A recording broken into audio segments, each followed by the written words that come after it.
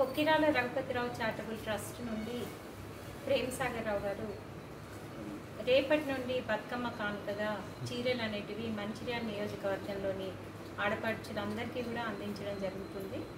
మేము ఈ పిఎస్ఆర్ బతుకమ్మ కానుక శారీస్ 7 సంవత్సరాల క్రితం ఇవ్వడం మొదలుపెట్టినాం.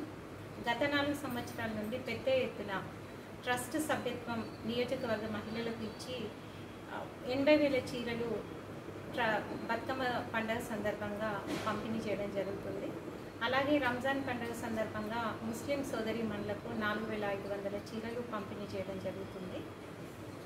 అలాగే కాసిపేట మండలం ధర్మారావుపేట గ్రామంలో కూడా అక్కడ ఉన్న మహిళలందరికీ కూడా బతుకమ్మ కానుకగా చీరలు అనేటివి ఇవ్వడం జరుగుతుంది.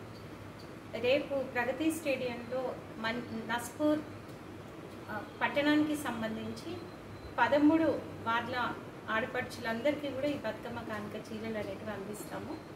తర్వాత మిగతా 12 వార్డ్స్ ఎల్లుండి చీరలు అనేటివి అందించడం జరుగుతుంది. ఆ తర్వాత సెప్టెంబర్ 17 తెలంగాణ విమోచన దినోత్సవం ఉంది కాబట్టి ఆ రోజు ఒకరోజు బ్రేక్ తీసుకుంటున్నాం. తర్వాత 2 రోజులు హాజీపూర్ మండలంలో అలాగే కాసిపేట మండలంలోని ధర్మారావుపేట గ్రామంలో ఇవ్వడం జరుగుతుంది. తర్వాత లక్షపేట దండపల్లి సెప్టెంబర్ 21 ప్రేమ్ సాగర్ రావు గారి పుట్టినరోజు. ఆ రోజు మంచిర్యాలలో ఉన్న ఆడపడుచులందరికీ కూడా బతుకమ్మ కానుకగా బాయ్స్ స్కూల్ గ్రౌండ్లో చీరలు అనేటివి అందిస్తాము. ఆ తర్వాత లక్షపేట దండపల్లి మండలాలలో కూడా ఆడపడుచులందరికీ కూడా ఈ చీరలు అనేటివి అందిస్తాము. అయితే ప్రేమ్ సాగర్ రావు గారు వారి కొక్కిరాల రఘుపతిరావు చారిటబుల్ ట్రస్ట్ ద్వారా అనేక సేవా కార్యక్రమాలతో పాటు నియోజకవర్గంలో మంచిర్యాల నియోజకవర్గంలోని ఆడపడుచులందరికీ కూడా ఈ చీర ఒక కానుకగా ఇవ్వాలి అని చెప్పేసి 7 సంవత్సరాల క్రితం ఈ ప్రోగ్రామ్ అనేది స్టార్ట్ చేయడం జరిగింది. ఎందుకంటే ఒక